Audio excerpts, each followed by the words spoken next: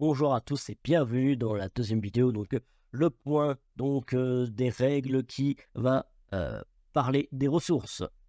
Donc, qu'est-ce qu'on entend par ressources? On entend donc les générateurs, la pile de générateurs et aussi la réserve de cristal, les win conditions liées un petit peu à tout ça. Je vais vous expliquer aussi en détail comment donc on doit jouer ces générateurs et un petit peu comment tout cela fonctionne. Avant de commencer, si vous voulez donc jouer vous-même à la version actuelle sur Tabletop Simulator qui sera mise à jour en fonction de ce qui arrive sur le jeu, du moins en pré-alpha, alpha, eh bien vous pouvez donc directement aller voir dans la description car il y a donc le lien du workshop pour avoir donc cette version là du plateau jusqu'à 4 joueurs. Vous pourrez donc ainsi inviter vos amis. Vous pouvez aussi à travers la tablette rejoindre le Discord, mais il y a aussi dans la description le lien sur le Discord pour pouvoir voir les avancées du jeu, pouvoir parler avec la communauté, jouer avec d'autres membres de la communauté, pourquoi pas. En tout cas, n'hésitez pas, franchement, on veut vraiment créer un TCG qui plaira tant aux collectionneurs qu'aux joueurs, et on pense que, en tout cas, pour le côté des joueurs, c'est bien parti. Donc, maintenant que l'instant pub est fait, nous allons commencer donc la vidéo, donc parler des générateurs en eux-mêmes. C'est un petit peu, les générateurs, c'est là-dessus que va se baser absolument tout votre jeu. Tout votre mind game, tout va se baser sur les générateurs parce que vous payez vos combattants, vous payez vos instants, vous payez vos cartes spéciales grâce à l'énergie, aux ressources que les générateurs créent. Ce qui est aussi un petit peu lié à votre win condition, vu que votre réserve de cristal, vous commencez donc à 10 au début de la partie, et votre but, c'est ou de faire en sorte que la réserve de cristal de votre adversaire soit à 0, ou que votre réserve de cristal soit à 20.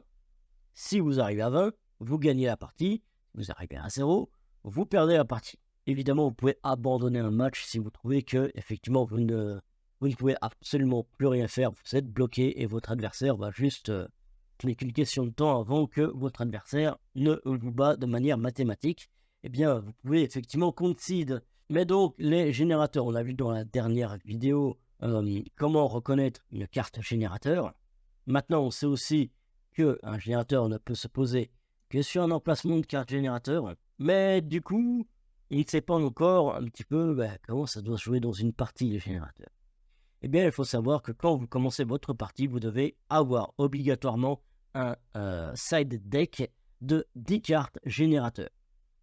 Vous ne pouvez avoir maximum que 3 cartes générateurs, donc un seul type de générateur dans votre side deck. Par exemple, je ne pourrais avoir que 3 fois l'or de Prosperia, 3 fois l'or magique, je ne pourrais pas avoir un quatrième de ceci. Et donc à vous de composer votre propre side deck de cartes générateurs. Imaginons que nous allons donc ici créer notre propre side deck de générateurs.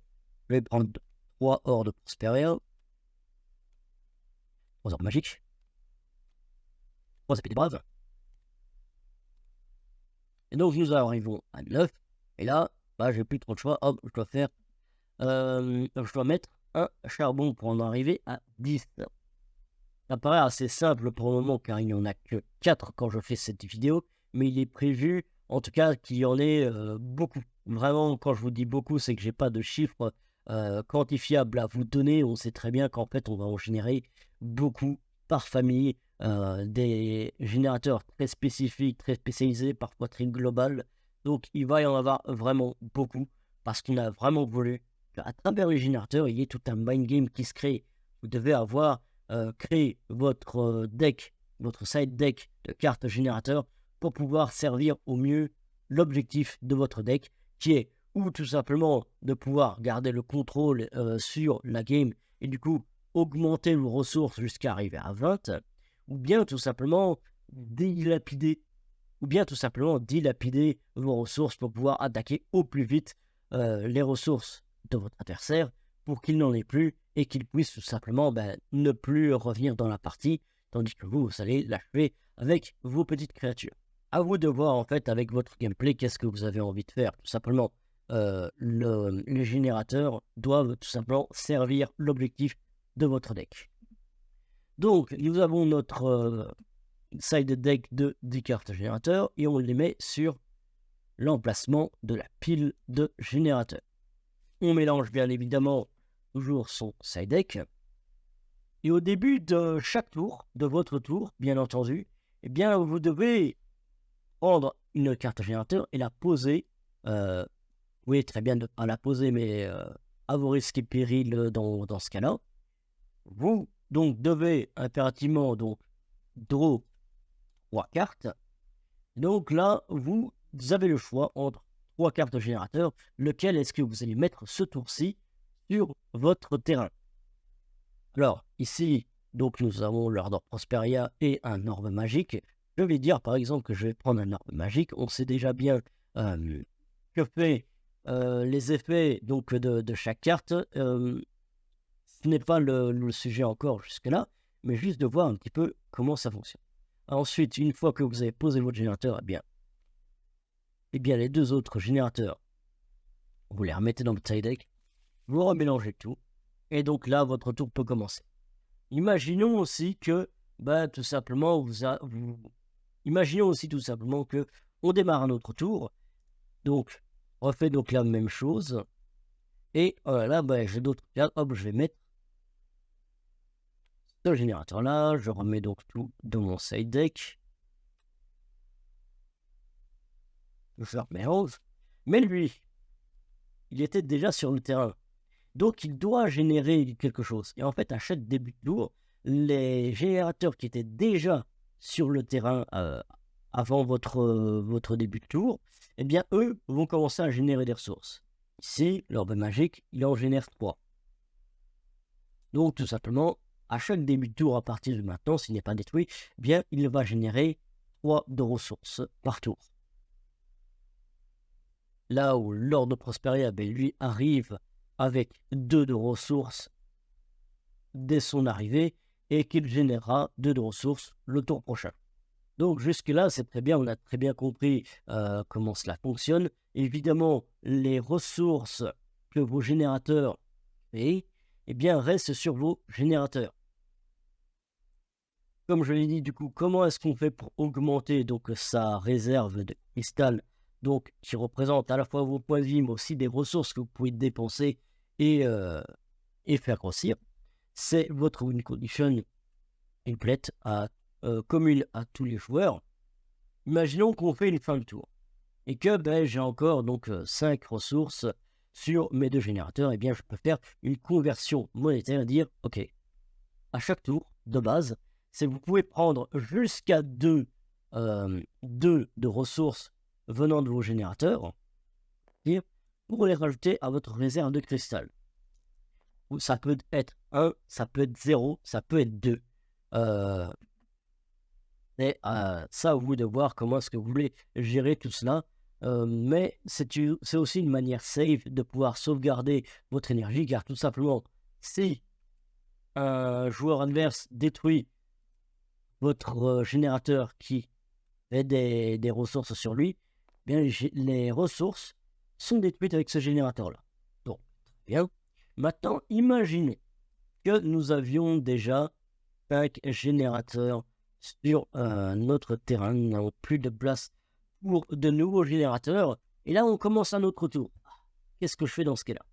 Eh bien, dans ce cas, vous draw tout de même la même chose. Vous choisissez donc votre générateur que vous voulez. On va dire que si je vais prendre un petit charbon, eh bien, vous le mettez sur le côté. Il ne générera pas de ressources, mais au cas où votre adversaire aurait détruit donc plusieurs de vos générateurs, eh bien, vous pourrez éventuellement prendre ceux qui sont déjà ici dans votre réserve et les remettre directement sur votre terrain. Ainsi, vous pourrez éventuellement revenir dans la partie après un lourd assaut de la part de votre adversaire. Maintenant, imaginons qu'un combattant vienne attaquer justement nos générateurs ici. Qu'est-ce qui va se passer? Comment est-ce qu'on va calculer les dégâts? Comment ça se passe? Alors, il faut savoir que les générateurs ne peuvent être attaqués uniquement dans le cas où il n'y a plus de combattants sur votre terrain pour pouvoir défendre vos générateurs. Si vous n'avez plus de combattants sur votre terrain, eh bien effectivement, votre adversaire peut attaquer directement vos générateurs. Vos générateurs n'ont pas de point de vie, mais juste le fait de l'attaquer, que vous puissiez réussir votre attaque, eh bien, tout simplement, votre générateur est détruit, même avec les ressources. Mais la particularité, c'est qu'un générateur n'est pas une carte combattante. Elle ne va pas au cimetière comme une autre carte combattante. Non, en fait, elle est détruite, elle est tout simplement en dehors du jeu. Vous ne pouvez plus la reprendre, vous ne pouvez plus avoir de solution pour pouvoir récupérer ce générateur-là. Il est détruit à tout jamais jusqu'à la fin de votre partie. Bien entendu, ne déchirez pas votre carte. Donc, ça sera tout pour la génération de ressources. Évidemment, il y a des cartes qui auront des effets qui outrepasseront donc certaines règles qui sont dises, mais c'est normal et un effet sera toujours prioritaire un petit peu sur les règles de base, vu que c'est un petit peu des changeurs de règles qui vous permettront tout simplement de outrepasser certaines limites. Imaginons que par la suite, eh bien, on puisse faire une conversion monétaire toujours de 2, mais qu'il y ait une carte qui vous dise vous pouvez faire une conversion monétaire de 3, eh bien, vous pouvez faire une conversion monétaire jusque 3 ressources. Donc voilà, c'est tout ce que j'ai à vous présenter pour le deuxième point, donc des ressources. On se retrouve donc pour les prochaines vidéos pour les règles.